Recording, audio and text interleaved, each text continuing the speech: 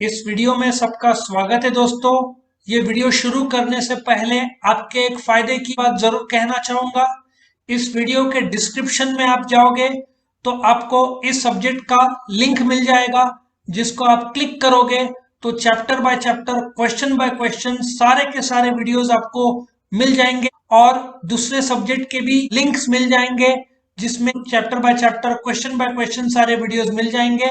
और एक और आपको आइडिया देता हूं, मेरे चैनल को आप क्लिक करोगे तो मेरे चैनल के प्लेलिस्ट पे जाओगे तो आपको 20 के ऊपर सब्जेक्ट्स के लिंक मिलेंगे। बस आपको क्लिक करना है, जो सब्जेक्ट आपको के वीडियो चाहिए, बस आपको chapter by chapter, question by question सारे वीडियोस मिल जाएंगे। तो चैनल को जरूर सब्सक्राइब करो ताकि आपको हर रोज जो हम अपडेट करते वीडियोस वो मिलते रहें। तो हम शुरू करते हैं इस क्वेश्चन का वीडियो अभी। नो कंसिडरेशन नो कॉन्ट्रैक्ट, ये बात मैं भी मानता हूं, तुम भी मानना चाहिए कि जहां पे कंसिडरेशन नहीं है वहां पे कॉन्ट्रैक्ट नहीं हो सकता। अपन ने कल देखा था, ठीक है ना, कि कंसिडरेशन मस्ट है कॉन्ट्रैक्ट में। इफ कंसिडरेशन नहीं रहा तो तुम्हारा कॉन्ट्रैक्ट नहीं हो सकता। सेक्शन 2D डिफाइंस कंसिडरेशन, मानते हैं। लेकिन देर आर सर्टेन क्लॉजेस या सर्टेन एक्सेप्शंस जो जो अलाउड करता है कुछ जगह पे, जहां पे कंसिडरेशन नहीं रहा तो भी वो लीगल कॉन्ट्रैक्ट का रूप ले सकते हैं। तुम बोलोगे ऐसे कैसे हो गया, तो मैं अभी तुमको बताता हूं उसके एक्सेप्शंस के पॉइंट कौन कौन से हैं। Natural love and affection,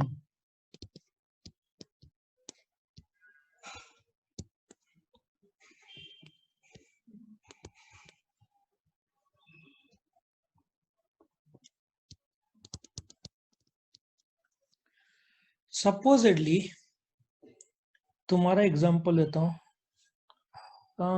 late us take one example. Supposedly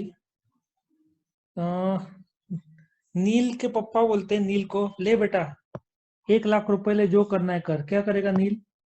पहले तो नील के आंखों से खुशी के मारे आंसू आ जाएंगे, बराबर है नील?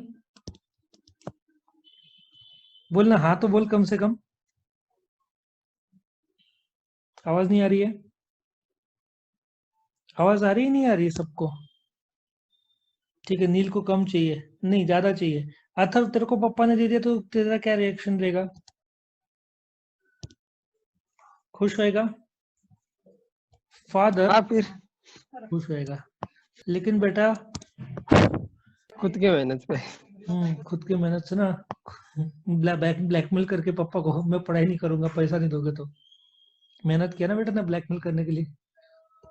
Father gives son 1 lakh rupees, क्या ये वैलिड है? The answer is yes and no. तुम पूछोगे कैसे डुअल आंसर दे रहे हो? नो इसलिए कि यहाँ पे कंसिडरेशन नहीं है। यस इसलिए कि यदि फादर ने, सन थोड़ा दूर हो गया, इधर करना पड़ेगा मुझे, एक गिफ्ट डीड बनाना पड़ेगा फादर को। Gift deed of under 100 rupees का स्टैम्प पेपर में। तुम बाहर के लोग को ऐसे गिफ्ट नहीं दे सकते, बराबर ना? नील सुन रहा है? आवाज आ रहा है नील को? ऑन करके कहीं चला गया?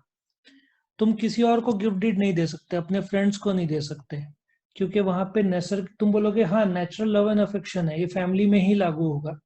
100 रुपीज का स्टैम्प पेपर जिसमें साइन होनी चाहिए फादर की, तो वो वैलिड होगा, वरना वो लोन माना जाएगा। वह सिंस कंसिडरेशन नहीं, वो कॉन्ट्रैक्ट नहीं हो सकता। यहाँ पे एक बहुत बढ़िया केस है, बाप रे 120 साल पुराना केस है। राज लक्ष्मी देवी वर्सेस भूतनाथ, नाम भी देख कैसे, हस्बैंड का भूतनाथ। भूतनाथ उसका हस्बैंड था, दोनों झगड़ा करते हैं। बीवी बोलती है कि मैं अलग रहूंगी, हस्बैंड बोलते हैं ठीक है, ये तेरा मेंटेनेंस और ये तेरे को अलग घर दे रहा हूँ रहने के लिए। कोर्ट ने एग्रीमेंट को वॉइड बोला। पहली बात तो ये इंडियन कॉन्ट्रैक्ट एक्ट में तो बैठता ही नहीं है, वो अलग डोमेस्टिक में बैठता है। दूसरा number, natural love and affection कहाँ पे है? ठीक है ना, तो एक्सेप्शन लागू नहीं होता। क्योंकि वहां पे नेचुरल लव एंड अफेक्शन चाहिए। तो हाँ, डिवोर्स के बाद में जो यदि हस्बैंड देता है तो वो अंडर लॉ देता है, और उसमें भी इंडियन कॉन्ट्रैक्ट एक्ट लागू नहीं होगा, दूसरे एक्ट लागू होंगे। ठीक है। सो ये केस तुम्हारे बुक में दिया है, बट ये ज्यादा अच्छा एग्जाम्पल है, क्योंकि यहाँ पे मैं तुमको गिफ्ट डीड सब बता रहा हूँ कि यदि आगे चलकर इनकम टैक्स में भी यदि फादर ने, मदर ने, दादा ने, दादी ने गिफ्ट दिया तुमको, सिर्फ 100 रुपए का स्टैम्प पेपर कर दिया गिफ्ट डीड का, तो वो वैलिडिटी हो जाता है। याद रखना, जिस तारीख को गिफ्ट दिया उसके 6 महीने के अंदर तुमको ये स्टैम्प पेपर लेना पड़ेगा, मतलब बनाना पड़ेगा। 6 महीने बाद बनाया तो इनवैलिड हो जाएगा। ठीक है। तो पैसा लेना है तो गिफ्ट डीड बना लेने का। पॉइंट नंबर 2, ये बहुत इंटरेस्टिंग है। चलो डिस्कस करते हैं।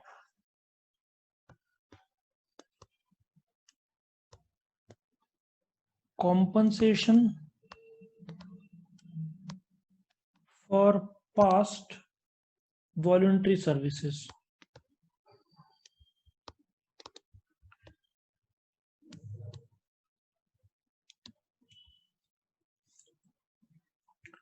Late us take one example. इसमें काफी एग्जांपल्स बैठते हैं। सपोजिडली, ये एग्जांपल बहुत फेमस है। Mister A finds B's purse. B का पर्स गुम जाता है या मोबाइल गुम जाता है। ठीक है। और इज्जत से ए बोलता है, ले भाई तेरा पर्स वापस ले। बी चेक करता है, पैसे भी है, इसने पैसे नहीं निकाले उसमें से। ठीक है। And gives it to him. वो पैसे भी देता है, उसमें पर्स वापस कर देता है। सिंस उसमें डेबिट कार्ड, क्रेडिट कार्ड रहता है, तो बी बोलता है कि, बी प्रॉमिस करता है कि मैं तुझे 1000 रुपया दूंगा। B promises to give P, to give A बोलो ₹1000। इसमें गिव एंड टेक रिलेशनशिप कैसे आया? पर्स फाइंड आउट करके तो उसने जस्ट दिया है, गिव एंड टेक रिलेशनशिप तो होता ही नहीं है। लेकिन सिंस बोलते हैं ना पास वॉलंटरी सर्विसेज, अभी इसका एक और स्वरूप है। सपोजिटली एक जगह आग लगता है, तुम्हारा एक नेबर बोलता है, नेबर बुझाने में मदद करता है आग, तुम नेबर को बोलते हैं मैं 2000 दूंगा। 1 महीने बाद तुम 2000 देते हो। तो ये एक घटना 1 महीने पहले हुई, उसने वॉलंटरली मदद किया, लेकिन तुम वॉलंटरी पे कर रहे हो। सो उसने पास खुद से मदद किया ना तुमको, और तुम उसको जब 2000 दे रहे हो, तो लॉ बोलेगा कंसिडरेशन क्या है? कंसिडरेशन तो कुछ नहीं है, उसने जो मदद किया वो तो खुद से मदद किया था, और थोड़ी आग लगी थी तो तुमने एग्रीमेंट करके लिया था। इन सच अ केस ये भी वैलिड है। ठीक है ना, तुमने जो 2000 दिया उसमें कंसिडरेशन नहीं है, क्योंकि उसने आग खुद से मदद किया था। इन सच अ केस वो भी लीगली वैलिड माना जाएगा, कोई प्रॉब्लम नहीं। तुम उसको 2000 दोगे तो भी चलेगा। सिर्फ ये है कि जो उसने आग बुझाया वो वॉलंटरीली बुझाया, नंबर 1। नंबर 2, मतलब सपोजिटली अपने घर, मेरे घर में आग लगी, सामने वाले ने मदद किया, तो मुझे बेनिफिट मिला, आग बुझाने में उसने मदद किया। मैं उस समय था आजू बाजू या किसी भी रूप में था वहां पे, और मेरा नियत है कि भाई चल तुझे थोड़ा पैसा दे दो। सिंस पास वॉलंटरी एक्ट का भरपाई अपन दे रहे हैं या उसको पैसा दे रहे हैं, तो वो भी विदाउट कंसिडरेशन वैलिड है, कोई प्रॉब्लम नहीं। ठीक है, क्या सबको समझ में आ रहा है ये पॉइंट?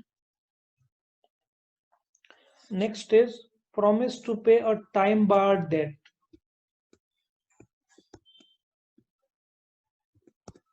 प्रॉमिस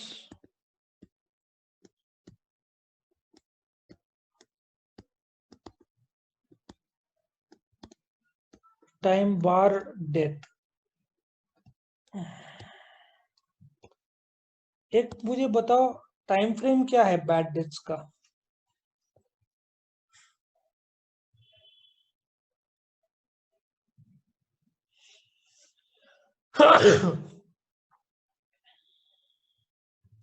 एक बैड डेट्स का नॉर्मल टाइम फ्रेम क्या है? कब बैड डेट्स तुम डेबिट कर सकते हो?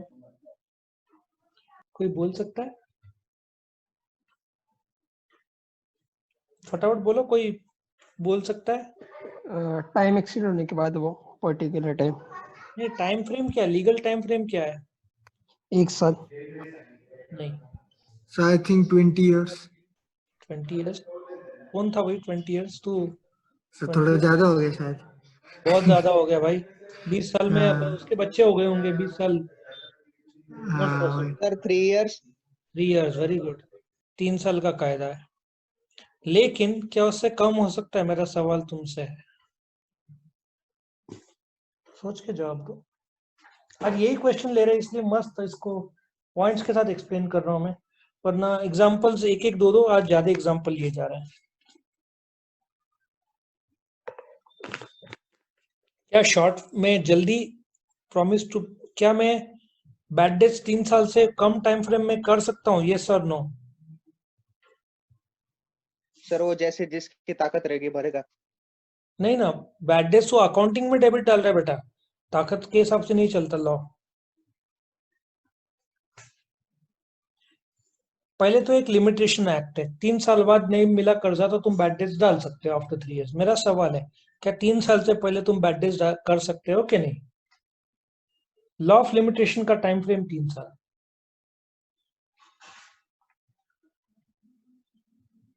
बोलो।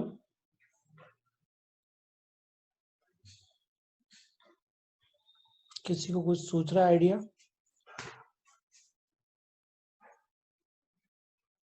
क्या मैं बताऊं? द आंसर इज यस, डाल सकते हैं। तुम पूछोगे कैसे, जबकि कायदा बोलता है 3 साल। सपोजिटली हमने एक कस्टमर को 50,000 रुपीज का गुड्स बेचा। अब वो कस्टमर की डेथ हो गई, ठीक है, उसके कोई रिलेटिव्स नहीं है, तो तुमको कहाँ से मिलना है पैसा? लॉजिक बताओ, तुमको कहाँ से मिलना है? तुमको तो पता चल गया अभी तो पैसा मिलने से रहा, तो तुम 4-5 महीने भी बैड डेज डाल सकते हो। The answer is yes. जब तुमको कंफर्म हो गया कि नहीं मिलना है तो वो बैड डेट्स में तुम डाल सकते हो। क्या और कोई केसेस है जहां पे बैड डेट्स में डाल सकते हो?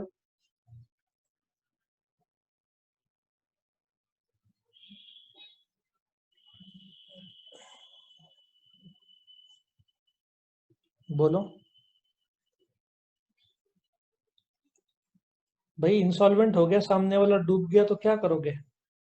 सामने वाला इंसॉल्वेंट हो गया, उसके लायबिलिटी ज्यादा है, संपत्ति कम, विजय माल्या ले लो, तो क्या करोगे तुम? तुमको पता है अभी तो मिलने से रहा, वो इंसॉल्वेंट हो गया, उसका घर बार बिक गया, तो क्या करोगे? तो बैड डेट्स डाल सकते हो। तो आंसर इज यस। जब कंफर्म्ड है इंसॉल्वेंट है, तुमको पता है नहीं मिलना है, तो बैड डेट्स को डेबिट डाल सकते हो। और कोई केसेस है जहां पे डाल सकते हो? वो भाग गया, आउट ऑफ कंट्री भाग गया, या पागल हो गया, और तुमको लगभग कंफर्म है कि नहीं मिलने वाला है, इन दैट केस तुम 3 साल से पहले डाल सकते हो बैड डेट्स। वरना कई बार तुम जब सामने वाले को बेचते हो तो टाइम फ्रेम के अंदर हो सकता है, पॉसिबल है, तुम 3 साल के बाद में बैड डेट्स डालोगे यदि तुमको उम्मीद है फिर भी मिलने का। 3 साल बाद तो बाय लॉ तुम डाल सकते हो। 3 साल से पहले भी सिचुएशनल है, यदि घटना ऐसे घट रही कि तुमको पता है नहीं मिलना है, तो फिर बैड डेट्स डाल सकते हो। अच्छा, बट ये पॉइंट वो नहीं है, ये पॉइंट है तुमने बैड डेट्स डेबिट किया इस साल, 1 साल बाद वो, क्योंकि जब तुम बैड डेट्स करते हो ना, तो तुम क्या करते हो? बैड डेट्स डेबिट करते हो, और पार्टी जो है मिस्टर ए या जो भी ए है उसको क्रेडिट करते हो। नाउ ए का जो लेजर है, ए का लेजर वो टैली हो रहा है।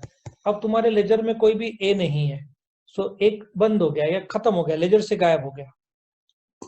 1 साल बाद मिस्टर ए मिलता है और तुमको आकर कर्जा देता है, आकर तुमको पैसा देता है। अब तुम्हारे बुक्स में तो उसका नाम ही नहीं है, क्या वो इनकम माना जाए? पहले तो तुम एंट्री क्या डालोगे, मैंने सिखाया था अकाउंट्स में, cash to bad debts recovered डालोगे, cash to bad debts recovered. Sir वो मिस्टर ए भी रह सकता है ना, मिस्टर ए नहीं टू नहीं बैड डाल डेट। सकते मिस्टर ए, क्योंकि तू मिस्टर ए डालेगा, सिंस उसका लेजर टैली हो चुका है, तो मिस्टर ए को तू क्रेडिट डालेगा तो साफ पता चलेगा कि तुझे मिस्टर ए को एक कर्जा दिखेगा, मिस्टर ए का डेबिट नहीं है तो तेरा टैली लेजर टैली नहीं हो रहा है, तो कैश टू मिस्टर ए डालेगा तो ए को क्रेडिट मिलेगा बट डेबिट नहीं है उसका लेजर, इसका मतलब तूने कर्जा लिया ऐसे ऐसे दिखेगा, लायबिलिटी साइड आ जाएगा ए। समझ में आया? तो तू कैश टू ए नहीं डाल सकता ओके सर। क्योंकि ए नाम का कोई खाते तेरे में है ही नहीं, तूने उस बैड डेट्स को डेबिट जब करते हैं तो राइट ऑफ कर दिया है। अभी 2-3 साल 4 साल बाद उस मिस्टर ए ने आकर तुमको पैसा दिया, कोर्ट बोलेगा भाई इसका कंसिडरेशन किया, तुम बोलोगे पुराना, पुराना कैसे रहा, वो तो बैड डेट्स तुमने राइट ऑफ कर दिया है। तो यहाँ पे बोला है कि टाइम बार डेट किसने दिया है तो वो लीगली विदाउट कंसिडरेशन चल सकता है। पुराना तुम्हारा उधारी किसने डुबाया था, आज लाकर दिया तभी बैड डेट्स डाल दिया, आज तुमको मिला है तो आज तुम पीएनएल क्रेडिट में इनकम के तौर पर दिखाओगे और उसके लिए कोई भी कंसिडरेशन नहीं रहा तो भी चलेगा। इसका एक बहुत इंटरेस्टिंग एक स्टोरी बताता हूँ। ऐसे तो मेरे को 8-10 स्टोरी ख्याल में अलग अलग अलग अलग अलग, लेकिन उसमें से एक स्टोरी बताता हूँ। ये मेरा दोस्त है ना, मेरा एक चार्टर्ड अकाउंटेंट दोस्त है, अभी हम लोग गए थे घूमने, तो उसका एक क्लाइंट था, लेकिन नाम नहीं बताना चाहूंगा, वो कुछ तो बिल हुआ था 10-20 हजार रुपया अकाउंट्स और टैक्स का, बट उसको कंस्ट्रक्शन लाइन में था, सॉलिड लॉस हो गया था नासिक में, तो वो छोड़ के वापस गुजरात चला गया था, गुजराती आदमी था वो, और इनको समझ में आ गया अभी तो पैसा डूब गया, हर जगह पे डूबता तो है ही ये पैसा, सो इनको ख्याल में आ गया ये तो पैसा डूब गया। 2 साल बाद वो बंदा वापिस आता है नासिक में, इनको तो पता था मिलना नहीं है क्योंकि उसने नासिक में सॉलिड लॉस खाया था धंधे में, और नासिक छोड़ के वो वापस गुजरात चला गया। 2-3 साल बाद वो आया नासिक में, और आया और ये जो मेरा चार्टर्ड अकाउंटेंट है, आई थिंक 10,000 रकम था शायद, उसके हाथ में 10,000 दिया। अब मेरा जो दोस्त है वो भी शॉक में, वो आया और बोला कि 2 मिनट बाहर चलो ना मेरे साथ, तो उसको बाहर लेकर गया, उसको बोला देख मैं शून्य में आ गया था, आज मैं मर्सिडीज लेकर आया हूँ, पर तेरे को मर्सिडीज दिखाने के लिए नहीं आया हूँ, मैं चाहता हूँ कि तू मेरे साथ एक राउंड मारे, ताकि तुझे पता था मेरा बहुत गरीब स्थिति था, और मैं खास नासिक में जिन लोग का पैसा बाकी था वो चुकाने आया हूँ, सबसे पहले तेरे पास आया हूँ। और उसने एक लिस्ट बताया, कागज, उसने बोला कि जो भी कर्जा बाकी था, मेरा नियत था बट पैसे नहीं थे, आज पैसे आ गए, मैंने गुजरात में वापस बिजनेस शुरू किया, वापस सब धंधे को खड़ा किया, और आज जब सब सेटल हो रहा है तो मैं सबके पैसे लौटाने आया। तो उसने सीए को बोला भाई तू ब्याज ले ले 2 साल का, मेरा सीए ने साहब मना कर दिया कि भाई वो गलत बात है, वो मैं नहीं लूंगा। तो उसने उसको पैसा दिया, एक मर्सिडीज में एक राउंड आई थिंक लगवाया, और लिस्ट दिखाया जिन लोग को, बड़ी लिस्ट थी, बट सबको पैसा देकर वो वापस गया। तो बोलते ना नियर, ऐसे तो बहुत सारे लोग हैं दुनिया में, और बहुत सारे लोग हैं जो नहीं भी देंगे, ऐसे भी लोग, बट नियत की बात है। ऐसे और भी बहुत सारे स्टोरीज है, but will not go into that. But ये बोलना था उसने जो दिया था, सोचो 2-5 साल बाद आया, तो भी टाइम बाद देती होता है, तो इसके लिए कोई कंसिडरेशन की जरूरत नहीं है। चलो आगे बढ़ते हैं।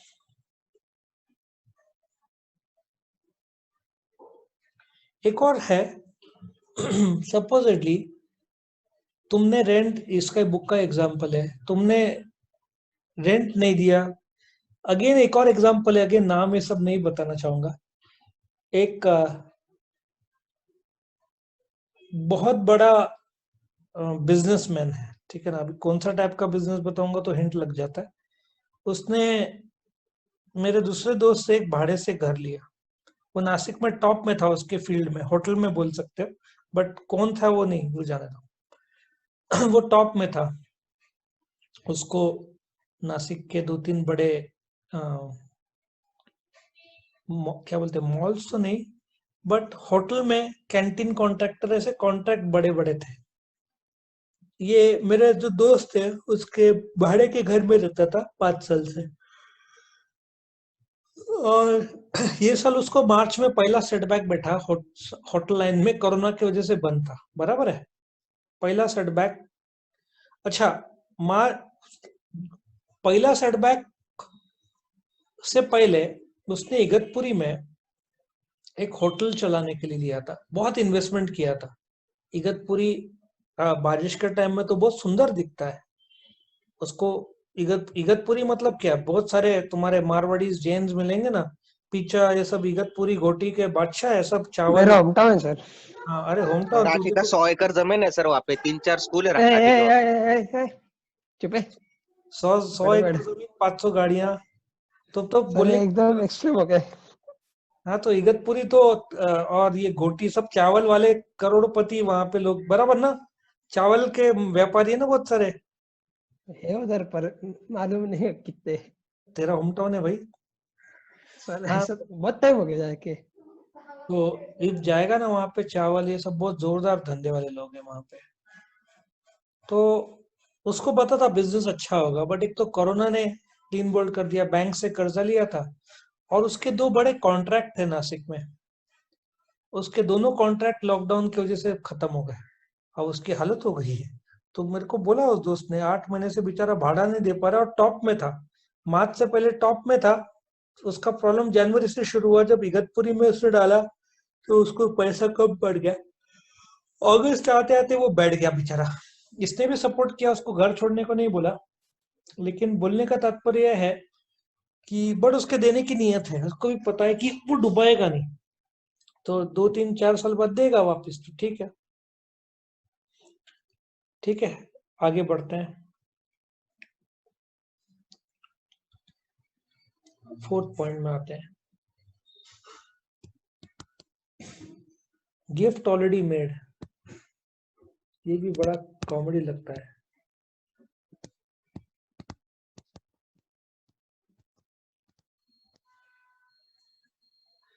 गिफ्ट में 2 पार्टी रहते हैं, एक डोनर रहता है, एक डोनी रहता है।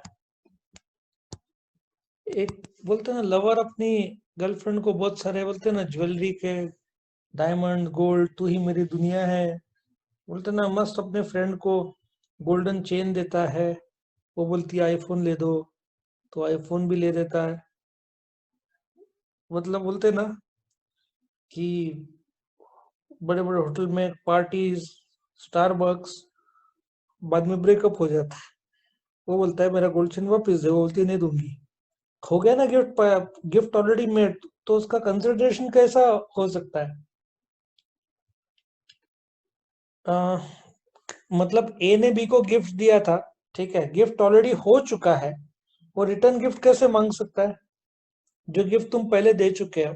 हाँ, बी ने उसके मुंह पर फेंका वापस ले भाई, तेरा गोल्ड चेन वापस ले, तो अच्छी बात है, लेकिन नहीं दिया तो गिफ्ट ऑलरेडी मेड का कंसिडरेशन नहीं रहा तो भी चलता है। ठीक है, तुम सोच रहा होगा कि चलो गोल्ड अमेरिकन डायमंड वाला दे देने का, पर उड़ता है, बराबर ना। आगे बढ़े। सो गिफ्ट ऑलरेडी मेड जो है तुमने पास में दे दिया, उसके लिए कोई कंसिडरेशन की जरूरत नहीं है। ये बहुत इंटरेस्टिंग पॉइंट है, कॉन्ट्रैक्ट ऑफ एजेंसी। अभी एक एजेंट जो है, let us take one example. अभी सपोजिटली ये लैंडलॉर्ड है और ये टेनेंट है, ये घर है, ये एजेंट है। ये लैंडलॉर्ड ने एजेंट को बोला कि भाई कोई ग्राहक टेनेंट भाड़े कर ही ढूंढ के दे। एजेंट ने टेनेंट ढूंढ के निकाला, भाड़ा 10,000 पकड़ लो। नॉर्मली लैंडलॉर्ड भी 10,000 देगा, टेनेंट भी 10,000 देगा। हो सकता है कि एक ही जन दे, वो भी हो सकता है कॉन्ट्रैक्ट। तो एजेंट बनने के लिए कोई बोलते ना कंसिडरेशन की जरूरत नहीं है, क्योंकि अल्टीमेटली जो कॉन्ट्रैक्ट होगा वो लैंडलॉर्ड और टेनेंट के बीच में होगा। हाँ नील साहब है, तूने हैंड रेस किया है, हाँ नील साहब, बोल, कुछ बोलना चाहता है? नहीं सर, गलती से हुआ, sorry, I am really sorry. कोई बात नहीं, ठीक है। सो लैंडलॉर्ड ने टेनेंट को कॉन्ट्रैक्ट जो होगा वो लैंडलॉर्ड और टेनेंट के बीच होगा। एजेंट का इसमें देखा जाए तो कनेक्टिंग रोल है, तो एजेंट बनने के लिए कोई कॉन्ट्रैक्ट लगता नहीं है, because contract is between the landlord and the tenant. Clear हुआ? तो ये वाला पॉइंट है। कॉन्ट्रैक्ट ऑफ एजेंसी के लिए agent does not require any consideration, since वो सिर्फ कनेक्टिंग लिंक है, और बाद में लैंडलॉर्ड ने मना भी कर दिया एजेंट को देना, तो एजेंट क्या करेगा? ऑन राइटिंग तो नॉर्मली रहता नहीं है इंडिया में। सो हाँ, राइटिंग में रहा तो कुछ नहीं कर सकता, लैंडलॉर्ड को देना पड़ेगा। नंबर 6 जो अपन देखेंगे अभी, acceptance agreement to accept. Number 6, agreement to accept lesser performance.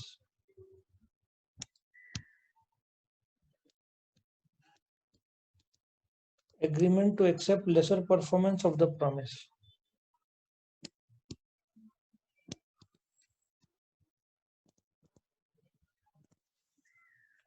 ये बहुत इंटरेस्टिंग है। अभी इसका ही ले लो, लॉकडाउन का मैं तुमको लाइव एग्जांपल दे रहा हूं। लॉकडाउन में बहुत सारे लोग हैं, वो सलीम चाय का दुकान है ना, सलीम चाय के वहां पे जो दुकानें हैं, अभी किसका क्या है डील वो तो मैं नहीं बताना चाहूंगा। एक अंदाजन तुमको उनका या किसी का भी पकड़ लो, एक जनरल अंदाजा दे रहा हूं। सपोजली एक शॉप है, ये ए है और ये बी है। बी ने रेंट पे लिया है, बी को रेंट देना है ए को। अब लॉकडाउन हो गया, रेंट लेट अस एज्यूम 10,000। तो कुछ लोगों ने बहुत इंसानियत दिखाया है, मैं रियली अप्रिशिएट करता हूँ, क्योंकि it's a matter of heart. कुछ लोगों ने बोला कि भाई अप्रैल और मई का रेंट जाने दे, अप्रैल और मई का रेंट वेव ऑफ कर दिया, लेसर प्रॉमिस, ठीक है ना, वेव छोड़ दिया। और जून और जुलाई का भाई 50% है, कुछ लोगों ने तो 25% तक किया है। बॉम्बे में बहुत लोगों ने हेल्प किया है सबको, बॉम्बे का, नासिक में, अभी क्या बोलने का, कुछ लोगों ने रेंट नहीं कम किया है। अल्टीमेटली तो मालिक पर डिपेंड है, मालिक का नियत कैसा है और दिल कैसा है। बहुत खड़ूस भी लोग हैं, और कुछ लोग की मजबूरी भी है कि उनका ईएमआई चल रहा है। बहुत सारे लोगों ने कम नहीं किया, लेकिन बहुत ज्यादा लोगों ने कम भी किया है, कंपेरेटिवली ज्यादा लोगों ने कम किया है रेंट। सो घर का कंसिडरेशन 10,000 है, लेकिन ले रहा 2,500, क्या चलेगा? कोर्ट बोलेगा वो तुम्हारा आपस का रिक्वायरमेंट है, कंसिडरेशन है ना, वो हमारे पास मत आओ, स्वीकार लिया, ठीक है। तो ये एक पॉइंट था। अगले पॉइंट में जाते हैं, that is completed gifts.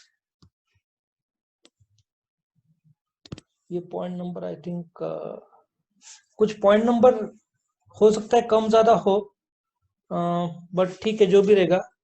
Completed gift जो भी नंबर था, तुमने एक मंदिर को, ठीक है ना, सपोजिटली एक क्लास का बोर्ड तुमने आधार आश्रम को दिया, या उनको बेंचेस दिए, या पंखे दिए, तो कंप्लीटेड गिफ्ट से, ठीक है ना।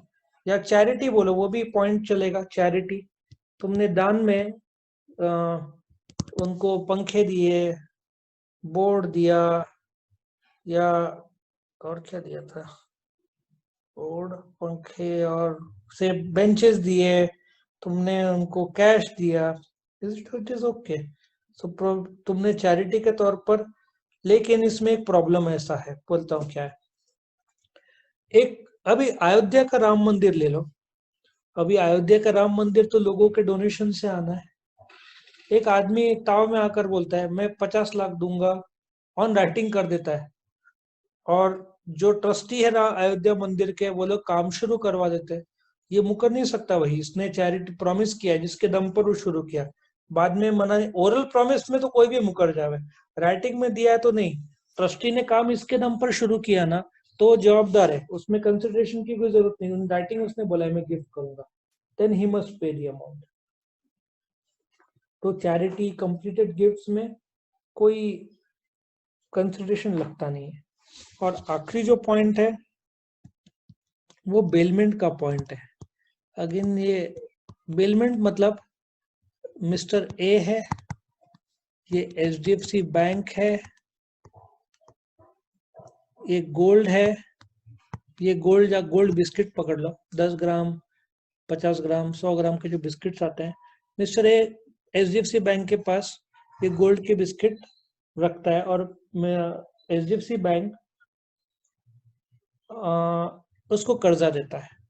बट ये गोल्ड बिस्किट जो HDFC बैंक रख रहा है उसका कंसिडरेशन तो कुछ है नहीं, उसने कर्जा दिया है मानते हैं, लेकिन जो गिरवी रखने का है ना, इसमें कोई ये लगता नहीं है। HDFC बैंक ने रखा हुआ है, कर्जा दिया है, यदि मिस्टर ए ने पैसा नहीं दिया तो वो गोल्ड बेच देगा, लेकिन गोल्ड बिस्किट संभाल के रखने के लिए कोई कंसिडरेशन की जरूरत नहीं पड़ती। ये जो ट्रांजैक्शन है बेलमेंट का, ऑफ कोर्स हिडन तो कंसिडरेशन है ही, क्योंकि HDFC बैंक उसको कर्जा दे रहा है। सो बेलमेंट एक प्रकार का जो गिरवी रखा हुआ है उसका ट्रांजैक्शन है। उधर भी कोई, वैसे तुम्हारे बुक में नहीं दिया हुआ, ये एक्स्ट्रा मैंने जोड़ा हुआ पॉइंट है। तो ये जो थे, ये सारे के सारे जहां पे कंसिडरेशन नहीं रहा तो भी कॉन्ट्रैक्ट का रूप ले सकते हैं, वो वाला पॉइंट है। अभी कंसेंट और फ्री कंसेंट, और मुझे लगता है कि अभी तुम्हारा नजदीक आ गया खत्म होते हुए, अभी ज्यादा दूर नहीं है, ये चैप्टर हो गया ना, लिमिटेड रहा है तुमको। सो मैं देख लूं तुमको अभी क्या क्या बचा है, एक सेकंड में इसको